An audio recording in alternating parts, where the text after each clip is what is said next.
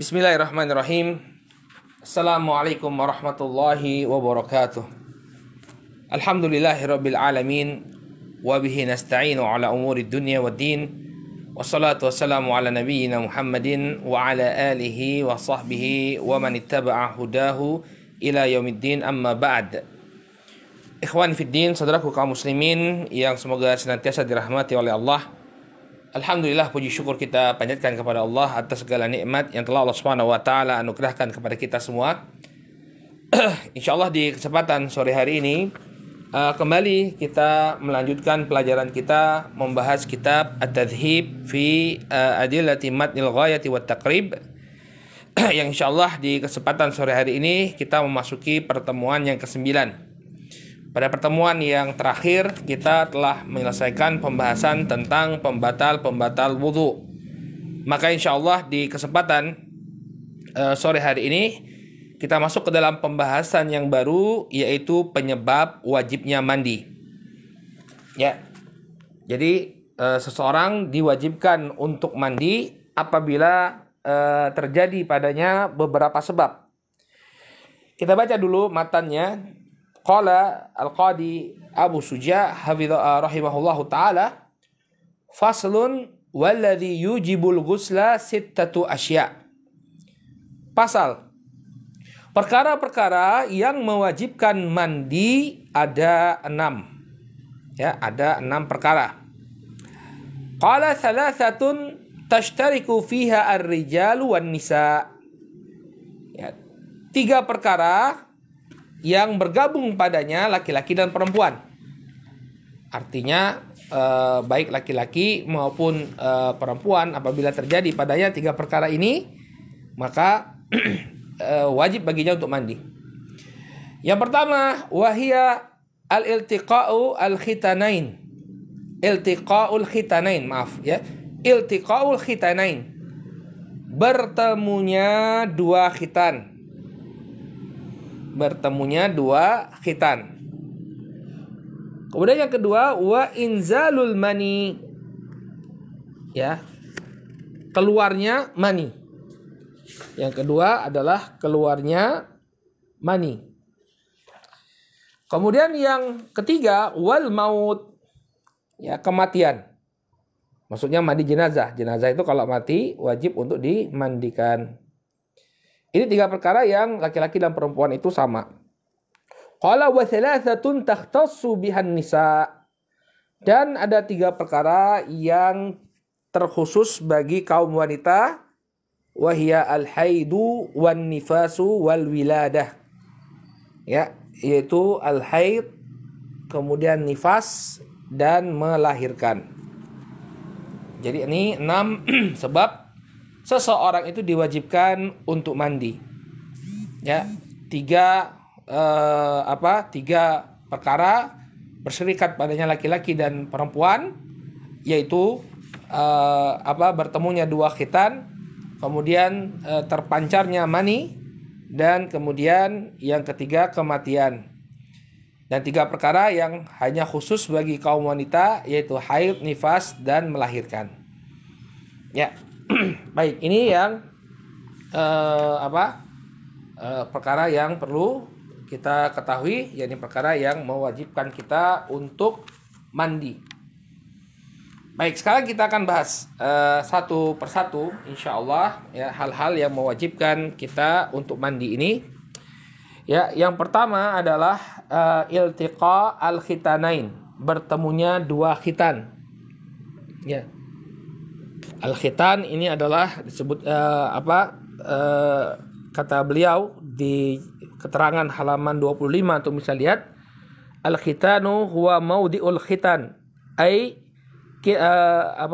qita'ul jildah allati tughti ra'sa dzakar inda wiladatihi wa qabla an yukhtan, wa kadzalika al-jildatu allati takunu a'la farjil mar'ati inda makhrajil bauli wa tusammal badhar. Al-khitan adalah tempatnya khitan. Ya, yaitu potongan kulit yang menutupi kepala zakar. Al-khitan adalah potongan kulit yang menutupi kepala dzakar ketika seseorang itu dilahirkan, seorang laki-laki itu dilahirkan, dan sebelum dikhitan. Jadi yang dimaksud dengan khitan itu kulub, ya, kulub, kulit yang menutupi kepala dzakarnya seorang laki-laki sebelum dikhitan. Demikian juga yang disebut sebagai khitan adalah kulit yang berada di bagian atas farji, ya, di bagian atas vagina ketika atau dekat dengan tempat kencing. Wa tusammal badhar, yang disebut sebagai badhar, yaitu klitoris. Ya, yang disebut klitoris. Nah, ini khitan. Jadi bertemunya dua khitan, ini bertemunya yaitu bagian tadi, dua bagian tadi. Bagiannya laki-laki yaitu kepalanya. Ini asal muasal penamaan khitannya. Jadi khitan itu adalah kulub dan klitoris. Kalau laki-laki itu kulub, ya. Kalau wanita itu klitorisnya. Nah, ketika dia di khitan, berarti dibuang kulitnya. Kulubnya itu yang menutupi kepala dzakarnya itu dibuang. Makanya disebut sebagai khitan. Karena dibuang khitannya tadi. Ya, kulit yang menutup kepala dzakar. Nah, di antara perkara yang membatalkan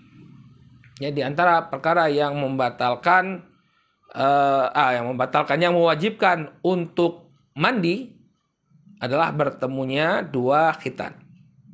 Ya, bertemunya dua khitan. Kata beliau dalam penjelasannya, wa dzalika bi an yaghiba hasyafatu dzakar ay ra'sahu fi farji. Ya. Yang dimaksud dengan bertemunya dua khitan adalah hilangnya kepala dzakar.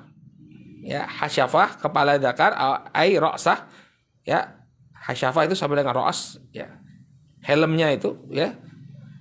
Fi farjin, hilangnya kepala dzakar masuk ke dalam farji. Walau lam yantashir adz-dzakar, walaupun tanpa diiringi dengan ereksi. Jadi tidak disyaratkan dia harus ereksi, ya. Yang penting ketika dimasukkan dzakar tersebut ke dalam farji seorang wanita, ya, ini sudah mewajibkan untuk mandi. Ya. Anzal aw lam yunzil, ya, baik itu mengeluarkan mani atau tidak mengeluarkan mani. Jadi sekedar masuk kepala dzakar itu ke dalam farji seorang wanita, walaupun tanpa diiringi ereksi, walaupun tanpa diiringi keluarnya mani, ini sudah mewajibkan untuk mandi. Paham, ya? Jadi iltiqa al-khitanain ini bukan bermakna jima saja, tapi sekedar masuk kepala penis itu ke dalam farji wanita, walaupun tanpa diiringi ereksi dan tanpa diiringi dengan keluarnya mani, sudah mewajibkan untuk mandi. Qala wa bithul hasyafah qadruha idza kanat maqtu'ah aw la hasyafata lahu khilqatan. Ya. Dan dimisalkan dengan hasyafah atau dengan dengan kepala dzakar adalah bagian batang dzakar, ya, yang seukuran dengan hasyafah itu apabila dzakarnya terpotong. Ya, misalnya dikira-kira bagian yang bulat dari dari penis itu berapa senti? Sekitar, ya, tergantung, ya, sekitar 2 atau 3 senti. Maka kalau orang yang terpotong kepalanya, misalnya dia kecelakaan, ya, sehingga hilang hasyafahnya tadi, maka diukur, ya, diukur seukuran hasyafah. Diukur dengan seukuran hasyafah tadi, ya, diambil jarak 3 cm, ya. Ketika sudah masuk sekitar 3 cm ini ke dalam farji wanita, maka sudah wajib baginya untuk apa? Untuk mandi. Atau dia tidak memiliki bagian bundar, ya, kepalanya tidak begini bundar. Misalnya sebagian orang penisnya itu mengalami kelainan, jadi nggak ada bagian bundarnya, maka diukur, ya, dikira-kira seukuran bundaran penis, ya, diukur seukuran bundaran penis. Ya, kalau bagian seukuran ini sudah masuk ke dalam farji seorang wanita, maka wajib baginya untuk apa? Untuk mandi. Wa yajibul ghuslu 'alal mawtu'ah aidan wa illam yakun inzal. Demikian juga wajib, ya, mandi ketika berhubungan jima walaupun tidak keluar. Kalau masuknya dzakar saja sudah mewajibkan untuk mandi, apalagi melakukan jima walaupun tidak sampai keluar mani. Ya, walaupun tidak sampai keluar mani, ya, masuknya kepala penis ke dalam farji wanita atau bahkan sampai berhubungan jima, ya, membatalkan mewajibkan seseorang untuk mandi. Ya, maksudnya wajib mandi ini ketika dia akan sholat, ya, ketika akan sholat nggak sah sholatnya kalau dia belum mandi. Lalu beliau sebutkan dalil-dalil yang menunjukkan bahwa al-jima atau iltiqa al-khitanain ini mewajibkan mandi. Kata beliau, wal aslu fi wujubil ghusli bil jima'i hadits. Dalil yang menunjukkan wajibnya mandi karena jima ada beberapa hadis. Di antaranya ma rawal Bukhari wa Muslimun an Abi Hurairah anna Nabiy sallallahu alaihi wasallam qala. Di antaranya adalah apa yang diriwayatkan oleh Al-Imam Al-Bukhari dan Muslim dari sahabat Abu Hurairah radhiyallahu taala anhu bahwa Nabi alaihi salatu wasallam bersabda, "Idza jalasa baina syu'abihal arba' thumma jahadaha faqad wajabal ghusl." Apabila seorang laki-laki telah duduk di cabangnya seorang wanita, ya, yang 4, maka wajib thumma jahadaha, kemudian dia membuatnya payah, ya, artinya kemudian dia memasukkan, ya, thumma jahadaha ini artinya kemudian dia memasukkan, ya, zakarnya ke dalam farji sang wanita, wajabal ghusl, faqad wajabal ghusl, maka telah diwajibkan untuk mandi. Ya, cabang yang 4 tadi itu maksudnya paha dan betisnya. Artinya ketika seorang laki-laki sudah berada di atas wanita, kemudian dia masukkan kepala zakarnya ke dalam farji sang wanita, maka sudah diwajib untuk mandi.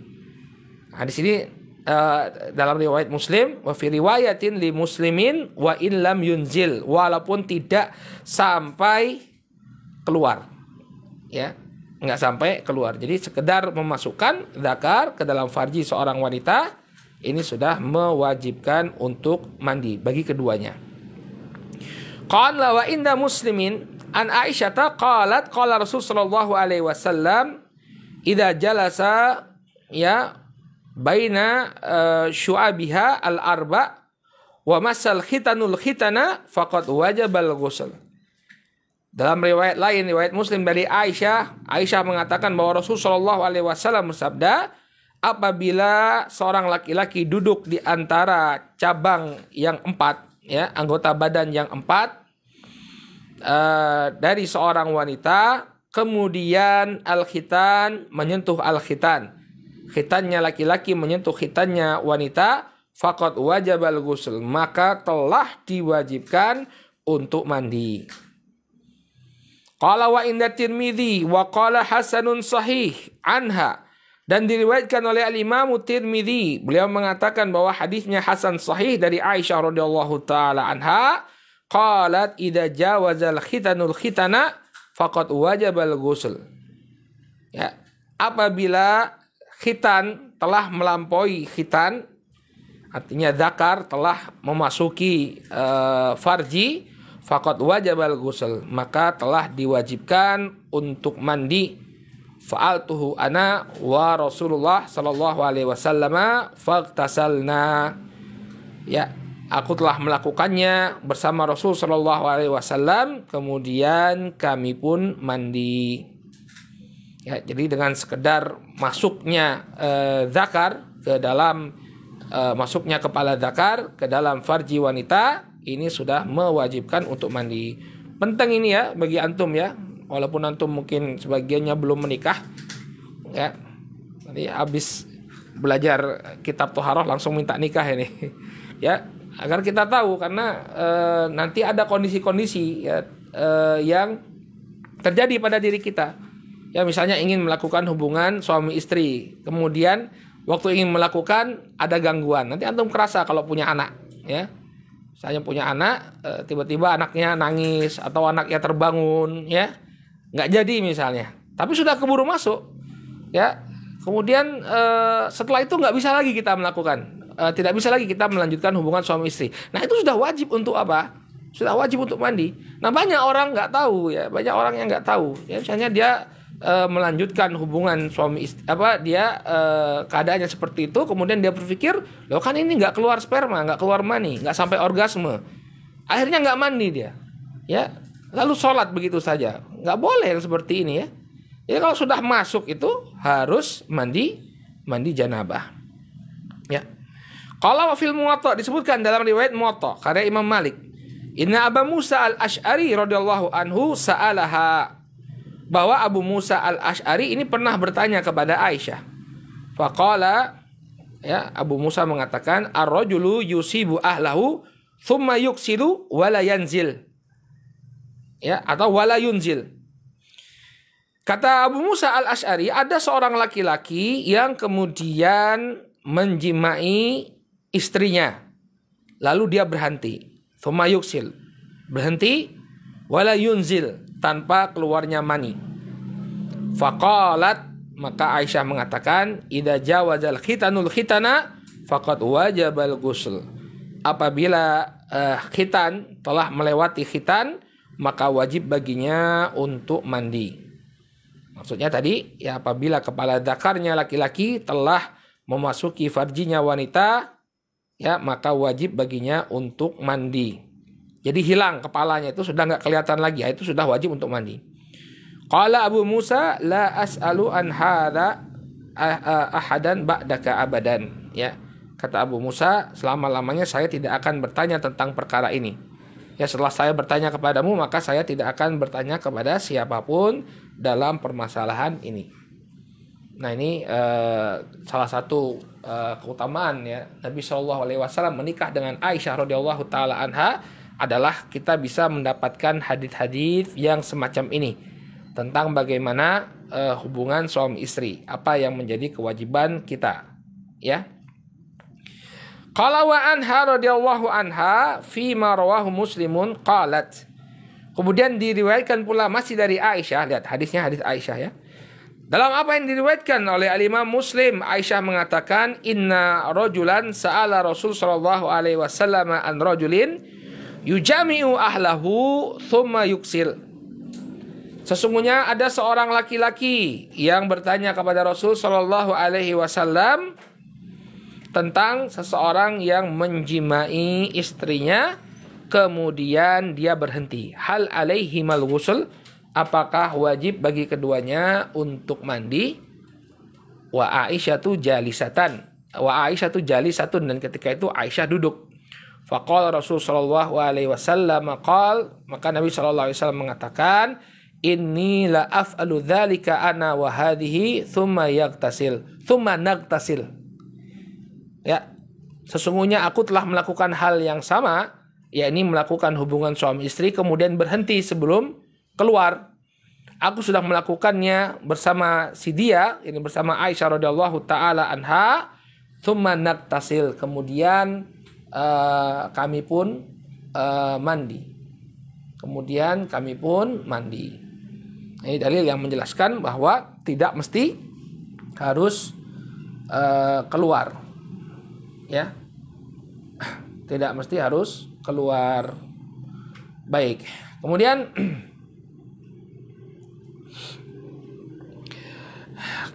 kata beliau, Syu'abiha artinya jam'u syu'bah wa hiya al-qit'ah minasyai'. Syu'ab itu adalah jamak dari syu'bah, yaitu potongan dari sesuatu. Wal muradu huna fakhidal mar'ah wa saqaha. Yang dimaksud dengan syu'abiha, ya, yang dimaksud dengan syu'abiha, yakni 4 bagian tubuhnya, ini adalah 2 paha dan 2 betis. Ya, jadi ini jima, ya, artinya apa? Apabila seorang laki-laki itu duduk di antara 4 organ wanita ini, ya, antara cabangnya wanita, ini maksudnya adalah 2 paha dan 2 betisnya, artinya dia siap-siap untuk apa? Melakukan jima. Qasumma jahadaha, kemudian membuat dia kepayahan. Jahadaha, ya, kadhan biharakatihi. Jadi membuat wanita itu kepayahan karena digerak-gerakkan. Ya, maksudnya apa? Wahya kinayatun an mu'alajatu idkhali dzakarihi fi farjihi atau fi farjiha. Ini merupakan kinayah, ya, perumpamaan dari usaha seorang laki-laki untuk memasukkan zakarnya ke farji sang wanita. Ya. Jadi bahasanya itu tidak vulgar, ya.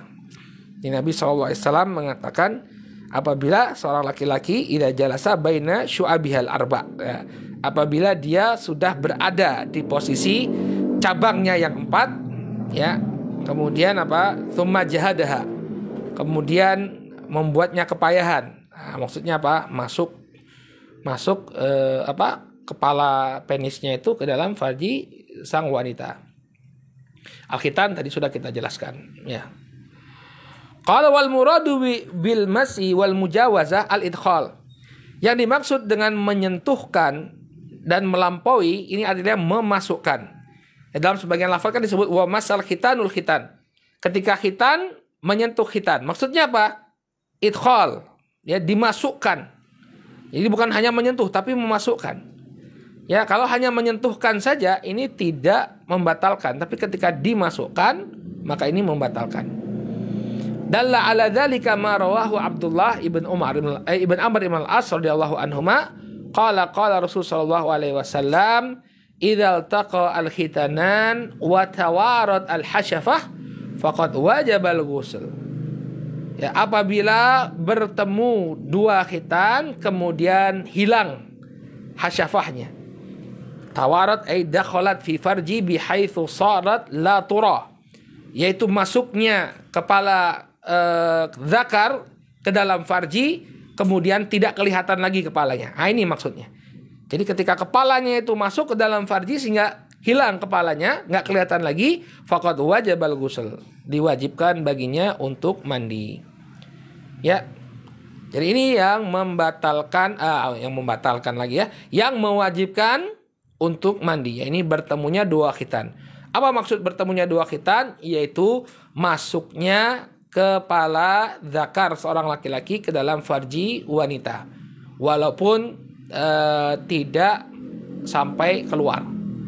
Ya, walaupun tidak sampai keluar. Nah, jadi ketika misalnya dia ada pasangan suami istri, ya, dia punya anak, ketika akan melakukan itu sudah masuk kepalanya, kemudian tiba-tiba bangun anaknya sehingga batal, ya. Nah, itu sebelum sholat subuh harus mandi dulu. Walaupun tidak sampai jima, tidak sampai keluar, ya, tetap harus mandi. Baik, ini yang pertama, yakni iltiqa al-khitanain, bertemunya 2 khitan. Ya, mudah-mudahan bisa dipahami. Kemudian yang kedua, inzalul mani. Ya, terpancarnya mani. Ya, baik laki-laki maupun perempuan. Jadi terpancarnya mani bukan hanya dengan cara aljima, ya. Misalnya dengan ihtilam, dengan mandi, dengan mimpi basah, atau dengan istimna, ya, dengan melakukan onani. Ini semua mewajibkan mandi. Hanya saja hukumnya onani haram, ya. Hukumnya onani haram. Ya, kecuali yang melakukannya adalah tangan sang istri. Tapi kalau tangan sendiri, ya, ini nggak boleh, haram hukumnya. Ya, dalilnya adalah firman Allah Subhanahu wa taala illa ala azwajihim aw ma malakat aymanuhum fa innahum ghairu malumin faman ibtagha wara'a dzalika faulaika humul adun. Kata Allah Subhanahu wa taala, kecuali kepada istri-istri mereka atau kepada budak-budak wanita yang mereka miliki. Ya, maka yang demikian tidaklah tercela. Barang siapa yang mencari yang selain itu, maka dia telah berbuat melampaui batas, yaitu telah berbuat dosa. Ya, jadi barang siapa yang melakukan al-istimna, dia telah terjatuh pada perbuatan dosa, karena Allah Subhanahu wa taala ya hanya membatasi hubungan tersebut ya dilakukan bersama istri atau bersama budak wanita yang dia miliki. Ya, sehingga kalau sama istri boleh-boleh saja melakukan onani. Jadi misalnya istri sedang mendapatkan haid, tidak bisa melakukan hubungan jima, ya, maka boleh-boleh saja bagi seorang suami meminta dikeluarkan maninya oleh istrinya dengan tangan sang istri. Ya, jadi keluarnya mani di sini bukan hanya karena berhubungan suami istri, tapi juga karena ihtilam, karena mimpi basah, atau karena onani, maka wajib baginya untuk mandi. Ya. Qala wa dalla ala wujubil ghusli bisababihi ahadits. Dan yang menunjukkan atas wajibnya mandi karena sebab keluarnya mani, terpancarnya mani, ada beberapa hadis kata beliau. Minha diantaranya marwahu Abu Sa'id Al-Khudri radhiyallahu anhu. Itu apa yang diriwayatkan oleh Abu Sa'id Al-Khudri radhiyallahu anhu. Ani Nabi sallallahu alaihi wasallam annahu qala. Dari Nabi sallallahu alaihi wasallam bahwa beliau bersabda, "Innamal ma'u minal ma'." Ya. Kata beliau, sesungguhnya air itu disebabkan oleh air. Ya, maksudnya wajib mandi karena keluarnya air mani. Ya, air yang pertama ini adalah air untuk bersuci, air yang kedua adalah air mani. Wa ma'nahu yajibu istimalul ma' fil badani idza kharajal ma'u minhu. Maksudnya adalah wajib untuk menggunakan air ya ke seluruh badan apabila telah keluar air dari badan tersebut. Wal muradu bil ma'il kharij minhu kama huwa ma'lum al mani. Dan yang dimaksud dengan air yang keluar dari badan itu sebagaimana yang telah dimaklumi adalah mani. Ya, jadi maksud innamal ma'u minal ma', ya, hadisnya riwayat Muslim, sesungguhnya air itu karena air, ya. Maksudnya air yang dipakai untuk mandi, ya, wajib untuk mandi dengan air karena air yang keluar yaitu mani.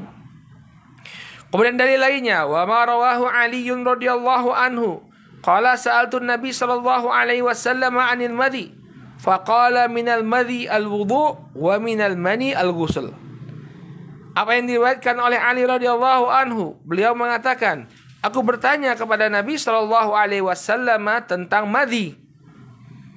Ya, maka beliau mengatakan, ya minal madhi al wudu. Ya, karena madhi maka diwajibkan untuk berwudu. Ya, madhi ini cairan yang keluar dari zakar, ya, karena dia ereksi, ya. Karena dia ereksi tapi tidak sampai keluar mani. Ya, maka kalau keluar madhi, ya, perbedaannya kalau mani itu dia keputih-putihan. Kalau madhi ini bening. Ya, kalau madhi ini bening. Dan keluarnya madhi ini tidak disertai dengan perasaan lega. Ya, perasaan enak. Ya, kalau keluarnya mani itu disertai dengan perasaan lega setelah keluarnya. Maka madhi ini mewajibkan wudu.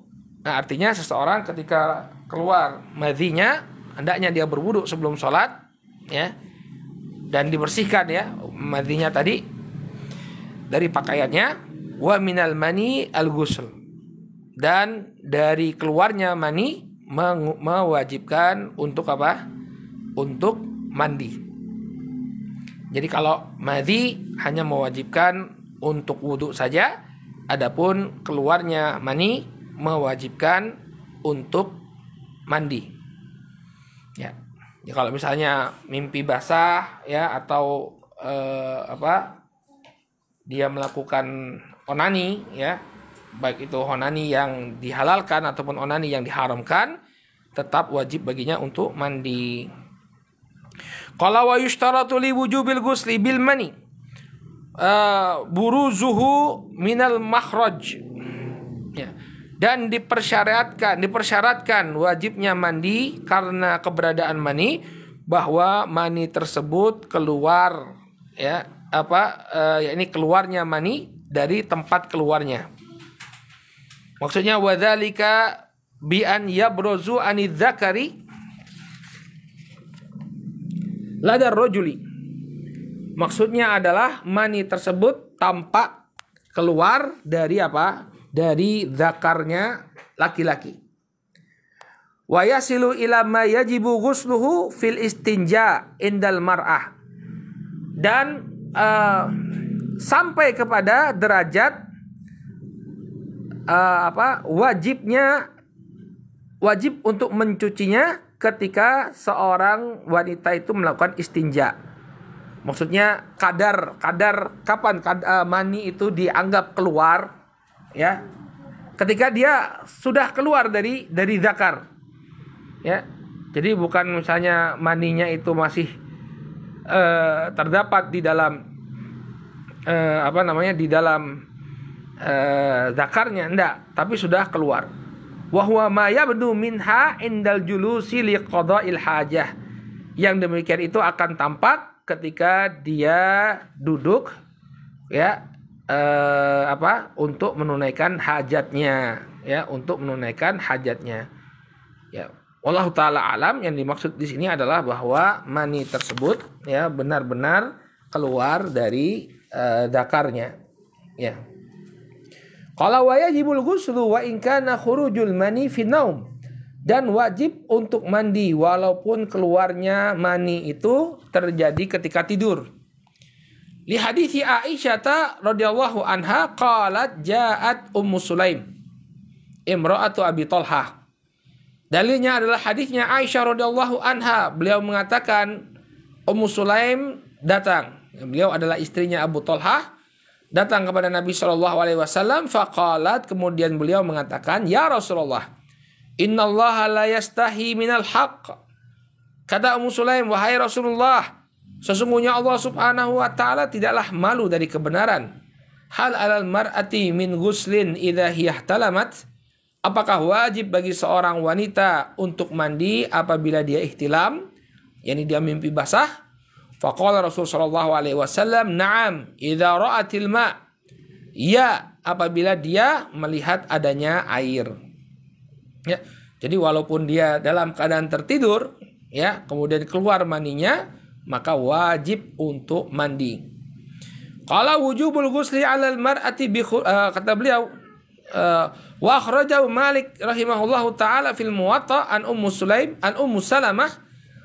Ummi Salamah radhiyallahu anha ya, enggak, ini takhrijnya ya. Maaf ya, ini takhrijnya. Kemudian kata beliau ihtalamat, yakni ra'at fi manamiha annaha tujami' ya, atau tujama'. Ihtalamat artinya yaitu Ummu Sulaim ya, Ummu Sulaim mengatakan idza hiyahtalamat, apabila dia mimpi basah. Apa yang dimaksud dengan mimpi basah? Yaitu dia bermimpi, ya, dia melihat dalam mimpinya bahwa dia dijimai. Dia melihat dalam mimpinya bahwa dia dijimai. Ya. Jadi kalau misalnya mimpi berjima ya, maka kalau dia melihat adanya air, adanya keluarnya air, cairan, maka wajib baginya untuk mandi. Maksud dia ra'atil ma', yakni ra'at ala thawbiha al-mani hina istaiqad. Ya, hina istaiqadat. Maksudnya dia melihat air di sini adalah dia melihat pada pakaiannya adanya mani ketika dia terbangun. Ya, jadi kalau misalnya dia melihat, ya, dia mimpi melakukan hubungan suami istri, kemudian di pagi hari ketika dia bangun dia melihat ada bekas air, ya, di bagian kemaluannya, ya, di pakaian di bagian kemaluannya, maka wajib baginya untuk mandi. Qala wa anha, diriwayatkan pula dari Aisyah radhiyallahu anha, qalat su'ila Rasul sallallahu alaihi wasallam 'anil rajuli yajidul balala wa la yadhkur al-ihtilam aw wa la yadhkur ihtilaman. Rasul sallallahu alaihi wasallam ditanya tentang seorang laki-laki yang mendapati sesuatu yang basah, namun dia tidak ingat bahwa dia mimpi basah. Ya, jadi dia tidak punya memori sama sekali. Ya, kadang-kadang barakallahu fiikum, ya, kita lupa, ya, mimpi basah tapi lupa apa yang terjadi dalam mimpi kita.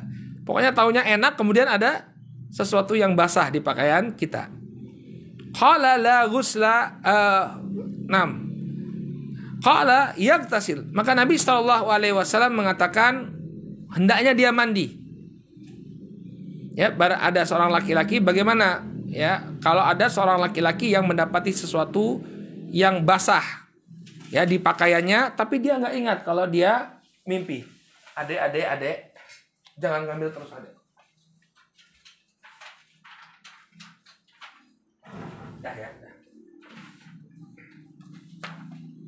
Ya.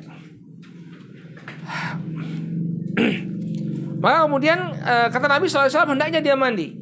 Hendaknya dia mandi, walaupun dia nggak ingat mimpi apa, ya, mimpi apa semalam, ya. Kemudian beliau ditanya lagi, wa anir rajuli yara an qad ihtalama wa la yajidil balal. Terus bagaimana dengan seorang laki-laki yang dia mimpi, ya, dia mimpi memimpikan sesuatu, hubungan suami istri, wala yajidu al-balal, tapi ketika dia bangun dia tidak mendapati ada sesuatu yang basah. Ya, sekedar mimpi saja, tapi kok nggak keluar. Qala la ghusla alaih. Maka kata Nabi SAW, tidak wajib baginya untuk mandi. Jadi, ya, kalau dia tidak ingat bahwa tadi malam dia mimpi basah, tapi dia menemukan sesuatu yang basah, wajib baginya untuk mandi. Ya, maksudnya dia menemukan keluarnya sperma, keluarnya air mani di celananya atau di sarungnya, walaupun dia nggak ingat dia mimpi apa semalam, maka mandi dia. Sebaliknya, kalau seseorang itu ingat dia tadi malam tuh mimpi jima, tapi ketika dilihat di celananya, dilihat di sarungnya, kok nggak ada sesuatu yang basah, la ghusla alaih, maka tidak wajib baginya untuk mandi.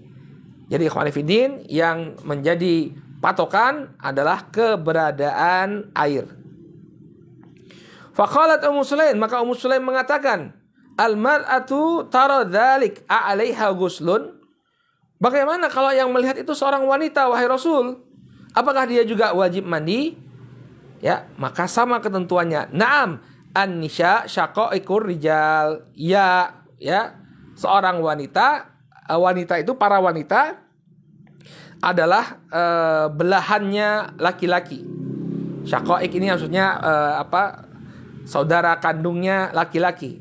Ini belahannya laki-laki. Ya.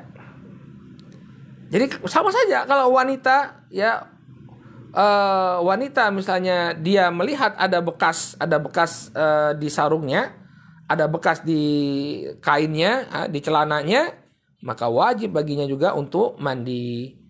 Ya, walaupun dia tidak ingat tadi malam dia telah mendapatkan mimpi basah.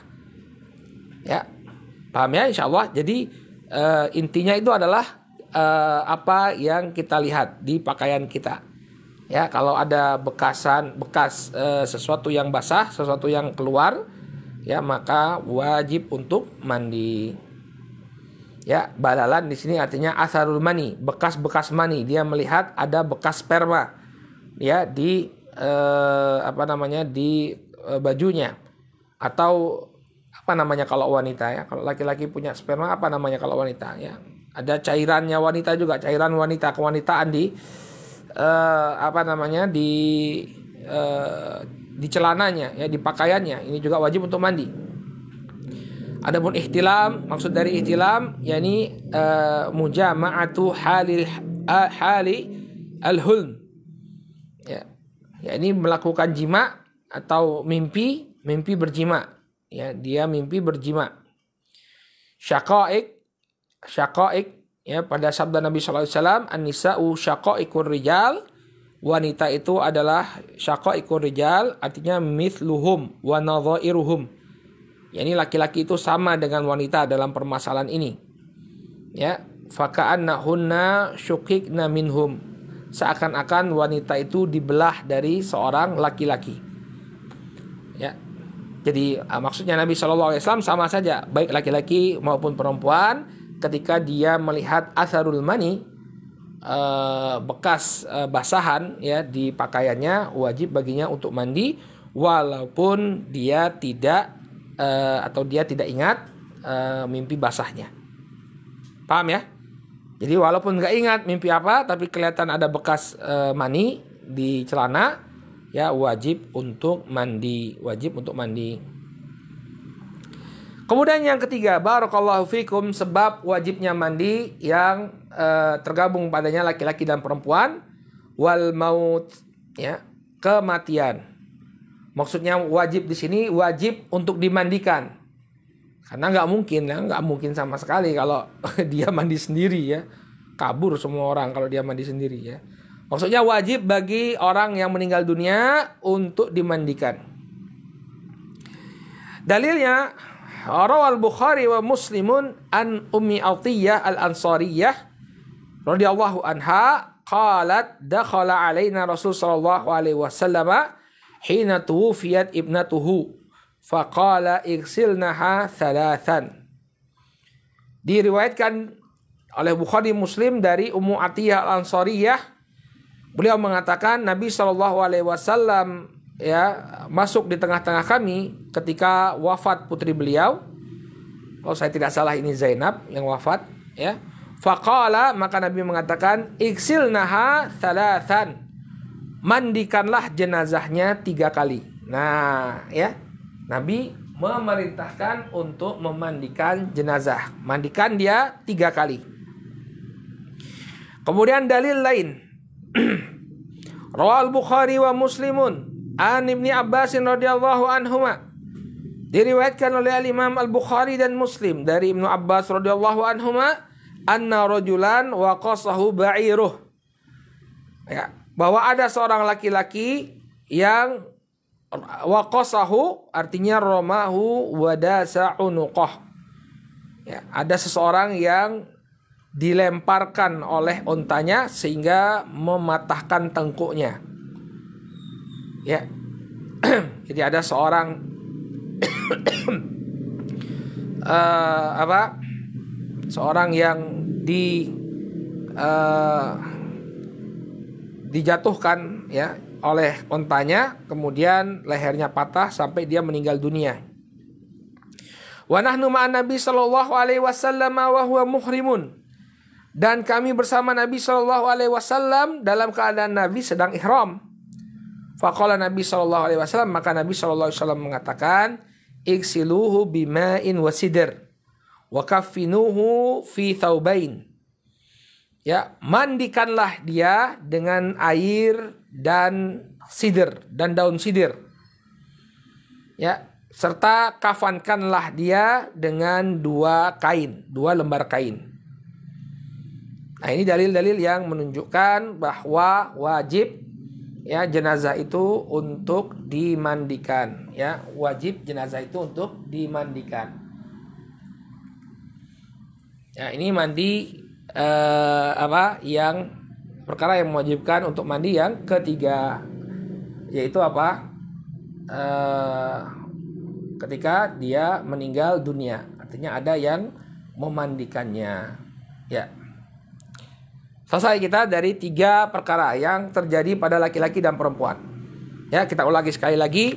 wajib untuk mandi ya bagi laki-laki maupun perempuan karena 3 sebab.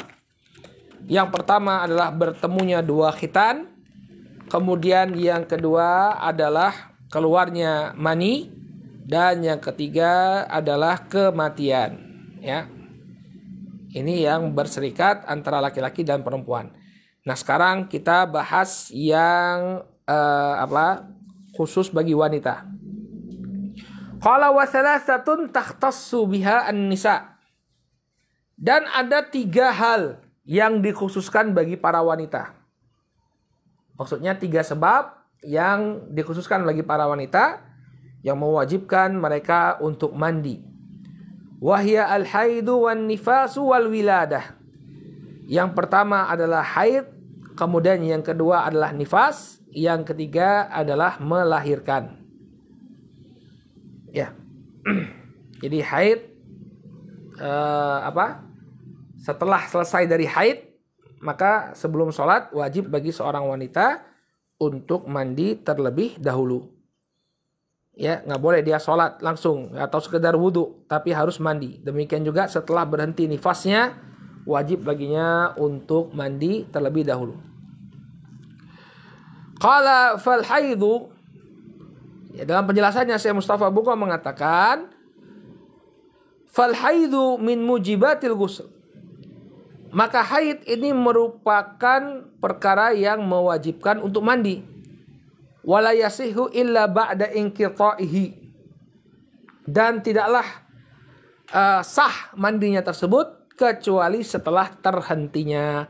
Wa kadzalika nifas, demikian juga nifas. Jadi baru boleh mandi untuk haid itu setelah haidnya berhenti. Demikian juga mandi nifas. Ya, itu baru diperintahkan untuk mandi setelah dia selesai dari nifasnya. Maksudnya baru boleh sholat gitu ya, baru boleh sholat ya. Setelah berhenti darahnya lalu dia mandi. Bukan berarti kalau lagi haid dan mandi haid dan nifas nggak boleh mandi, boleh saja ya. Mandi untuk kebersihan itu boleh saja. Tapi mandi yang kita maksud di sini adalah mandi yang menjadi syarat bagi dia untuk suci dan melakukan ibadah sholat. Ini adalah mandi setelah inqita, setelah terputusnya darah haid dan terputusnya darah nifas. Paham ya? Jadi kalau wanita itu paham dia ya, kapan haidnya itu sudah berhenti, ya kan ada siklusnya itu ya. Ketika haid itu akan berhenti biasanya dia sudah tidak keluar darah lagi ya, tapi tinggal flek-flek. Nah, ketika flek-fleknya itu sudah hilang, sudah nggak ada lagi yang bercampur dengan coklat ya, percampuran dengan darah, maka dia bersihkan lalu dia mandi, baru boleh untuk sholat. Demikian juga nifas. Qala Allah Ta'ala, Allah Subhanahu wa Ta'ala berfirman, fa'tazilun nisa'a fil mahir wa la taqrabuhunna hatta yathur fa idza tatahharna fa'tuhunna min haitsu amarakumullah innallaha yuhibbut tawwabin wa yuhibbul mutatahhirin. Dalam surat Al-Baqarah ayat yang ke-222 Allah Subhanahu wa Ta'ala berfirman, ya, jauhkanlah ya, hendaknya kalian menjauh dari para wanita ketika mereka haid, di waktu mereka haid. Menjauhlah di sini artinya jangan dijimai. Wala taqrabuhunna hatta yadkhurna, la tujami'uhunna. Artinya jangan kalian jimai. Haram hukumnya menjimai seorang wanita ketika dia sedang haid di farjinya. Ya. Ya, maksud di farjinya artinya ketika dia memasukkan zakarnya ke farjinya nggak boleh. Tapi kalau misalnya sang istri sedang haid kemudian dia minta dilayani oleh istrinya dengan tangannya, maka yang demikian diperbolehkan. Yang nggak boleh itu di farjinya. Ya. Qala fa idza tatahharna fa'tuhunna min haitsu amarakumullah. Apabila wala taqrabuhunna hatta yathurna, janganlah kalian mendekatinya sampai dia suci. Maksudnya apa? Yang qati'u haiduhunna, yakni haidnya sudah terputus. Fa idza tatahharna fa'tuhunna min haitsu amarakumullah. Apabila dia telah suci, maka datangilah ya dari arah yang telah diperintahkan oleh Allah Subhanahu wa taala kepada kalian. Ya, jadi apa? Setelah wanita itu mandi, baru boleh digauli oleh suaminya. Ya, jadi dia harus suci terlebih dahulu, baru kemudian digauli oleh sang suami. Innallaha yuhibbul tawwabin wa yuhibbul mutatahhirin.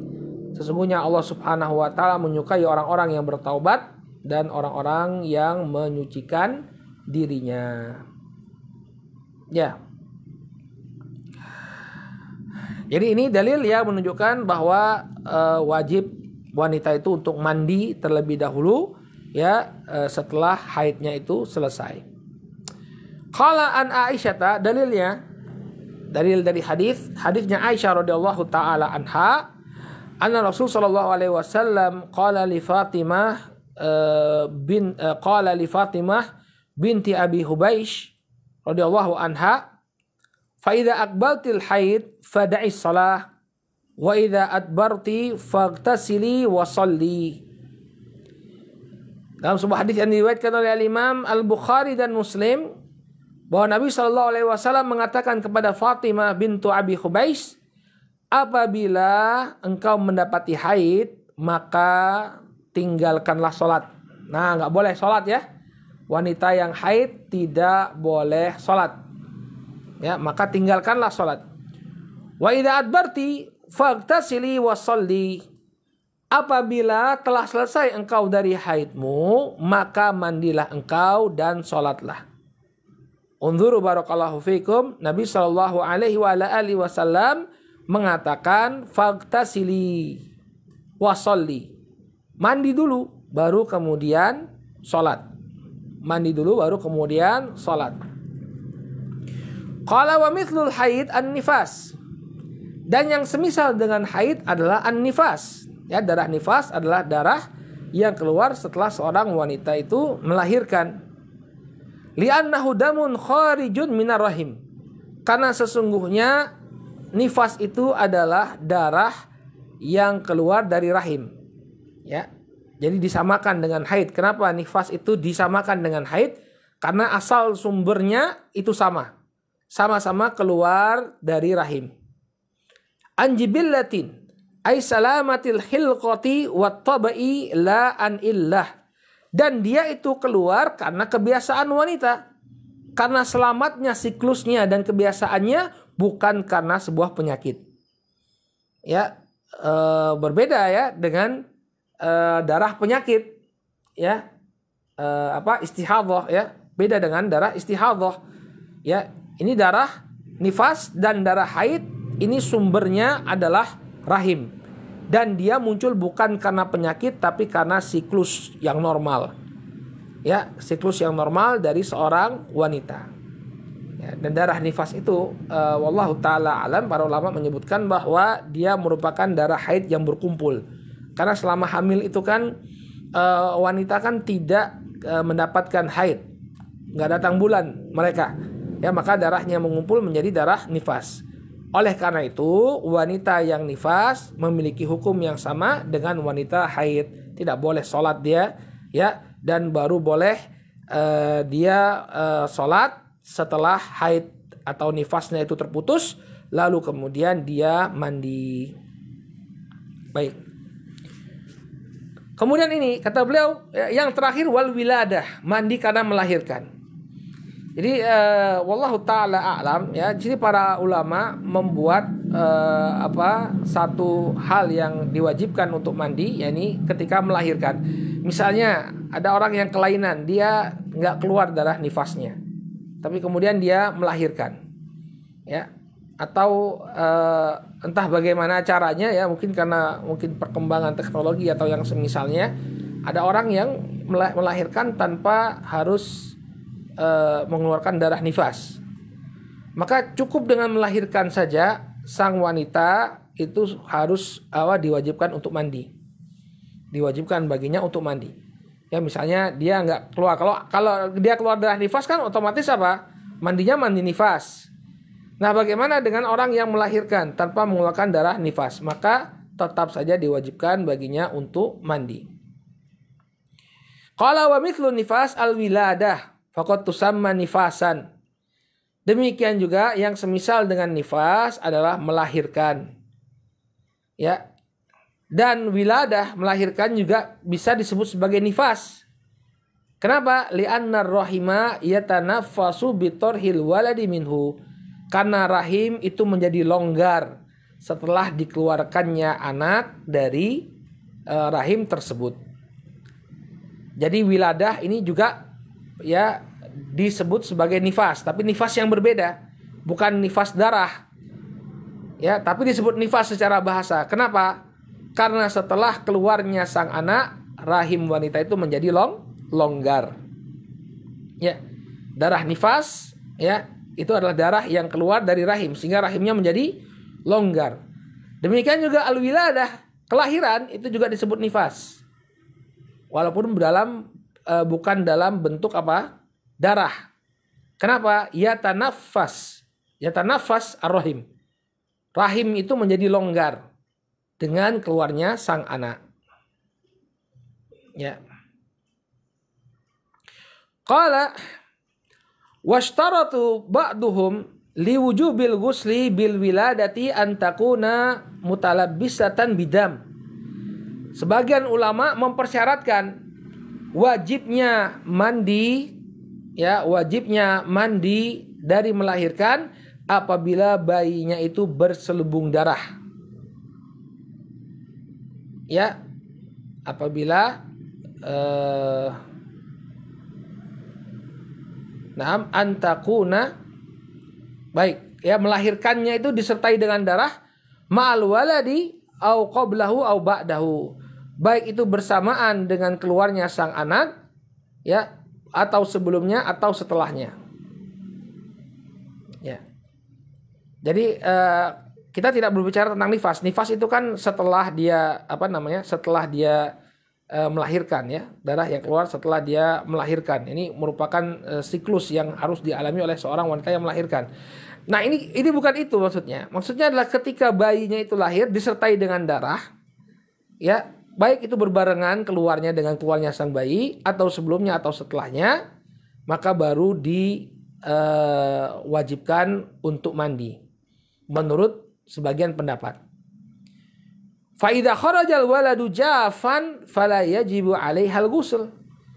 Kalau yang keluar itu adalah bayi dalam keadaan kering, maka tidak wajib baginya untuk mandi. Wa innama yundab laha dzalik, hanya saja disunahkan. Ya, hukumnya hanya sunnah saja. Kalau bayinya keluar ya tanpa disertai dengan darah, maka disunahkan bagi dia untuk mandi, tapi tidak sampai pada wajib. Akan tetapi yang mutamad dalam mazhab Syafi'i huwa wujubul ghusli bil wiladati mutlaqan. Wajibnya mandi karena melahirkan secara mutlak. Walau biduni damin ma'aha, walaupun tanpa adanya darah. Ya. Ingat ya, ini wajib mandi setelah melahirkan. Jadi gak ada hubungannya sama nifas ya. Jadi dengan melahirkan itu, maka seorang wanita wajib untuk mandi walaupun tidak ada darahnya. Li'annal waladal kharij ya munaqidun min mani. Karena sesungguhnya bayi yang keluar ya itu dia terbentuk dari mani. Ya kan? Bayi itu kan terbentuk dari apa? Dari sperma ya, sperma yang bergabung dengan ovum kemudian menjadi zigot. Sehingga bayi itu pada hakikatnya adalah bentukan dari mani. Ya. Jadi apa? Ketika anak itu keluar, maka pada hakikatnya yang keluar itu adalah mani. Sehingga disertai dengan darah atau tidak, tetap wajib bagi seorang wanita untuk mandi. Nah, bagaimana kalau darahnya itu keluar terus? Ya, wa fi hali wujudi dam la yasih al-ghuslu illa ba'da inqita'ihi. Ya. Adapun setelah keluarnya, adapun kalau ada darah, keluar darah, maka tidak sah mandinya kecuali setelah darah tersebut terputus. Ya. Sekarang antum pisahkan dulu ya masalah nifas. Ini masalah melahirkan saja. Misalnya ada wanita yang melahirkan tanpa nifas. Jadi keluar darah tapi bukan darah nifas. Ya, keluar darah tapi bukan darah nifas. Karena ada orang kalau melahirkan pendarahan. Ya, maka pendarahannya, ketika pendarahannya sudah berhenti, barulah dia diwajibkan untuk mandi. Kalau misalnya dia nggak dapat nifas ini ya, mungkin ada kelainan atau sesuatu yang terjadi, ya dia melahirkan tapi tanpa adanya nifas. Tapi pendarahan ketika melahirkan itu pasti ada. Ya, maka ketika terjadi pendarahan, pendarahannya itu selesai, baru dia mandi. Tidak sah mandinya kalau pendarahannya itu belum terputus, belum selesai. Ya, jadi ini 6 perkara yang mewajibkan untuk mandi, ya, yang mewajibkan untuk mandi. Ya, ada 6 perkara, 3 hal yang berserikat antara laki-laki dan perempuan, dan 3 hal yang khusus bagi perempuan.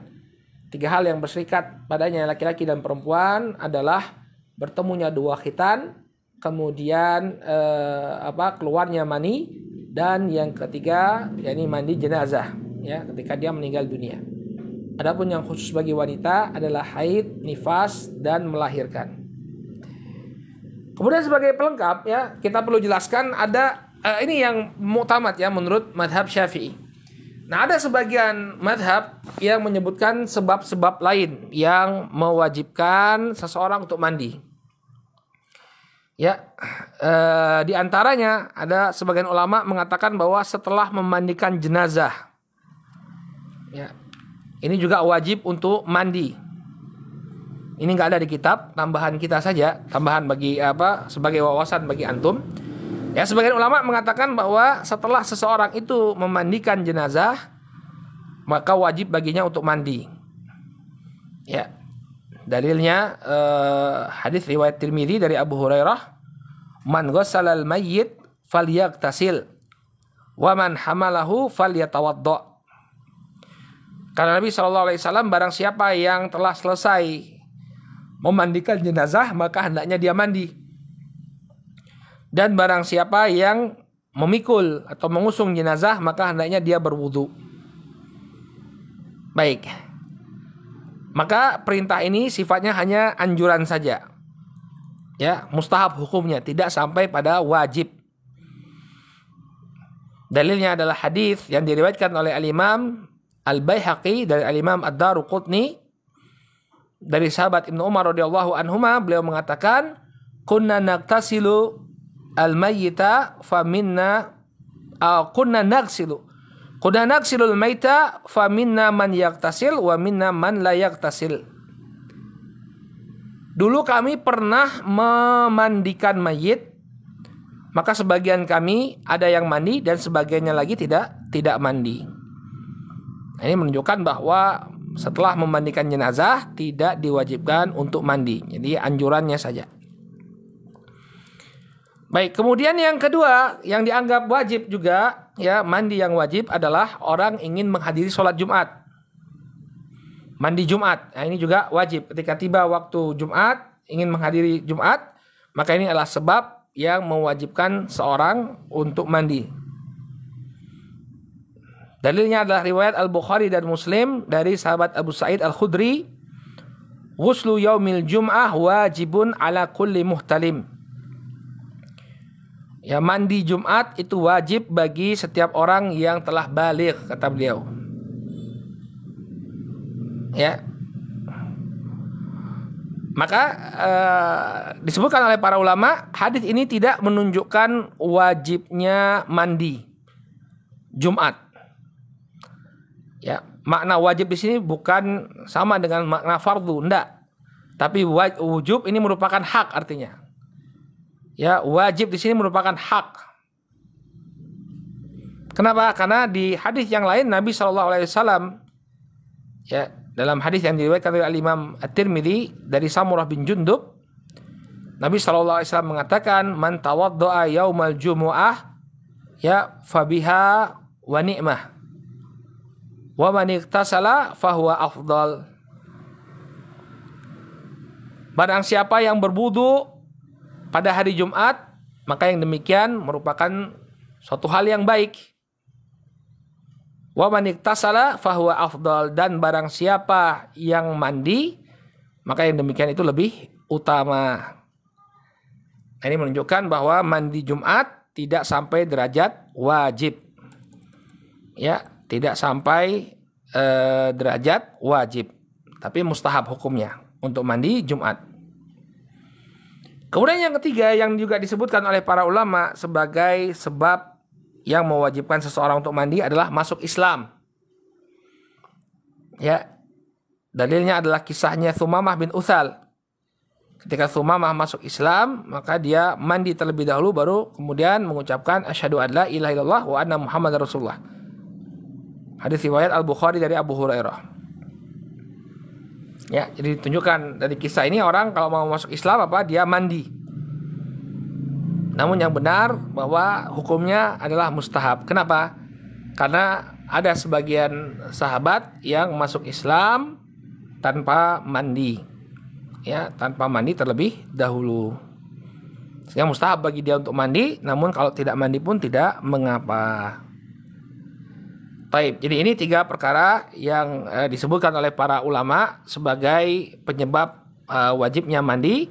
Hanya saja sebagaimana yang kita sebutkan bahwa yang rajih, ya, maksudnya yang dikuatkan oleh mazhab Syafi'i, bahwa ketiga jenis mandi ini hukumnya hanya mustahab saja. Sebagaimana nanti yang akan kita jelaskan, ya. Nanti ada mandi-mandi yang disunnahkan.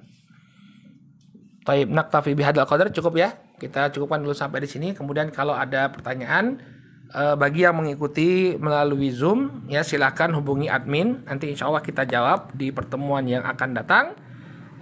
Bagi yang mengikuti lewat Facebook, maka dipersilahkan untuk meninggalkan pertanyaan di komentar. Taib, naktafi bihadzal qadar. Ya, mohon maaf kalau agak melebar ini waktunya. Subhanakallahumma wa bihamdika asyhadu an la ilaha illa anta astaghfiruka wa atubu ilaik. Assalamualaikum warahmatullahi wabarakatuh.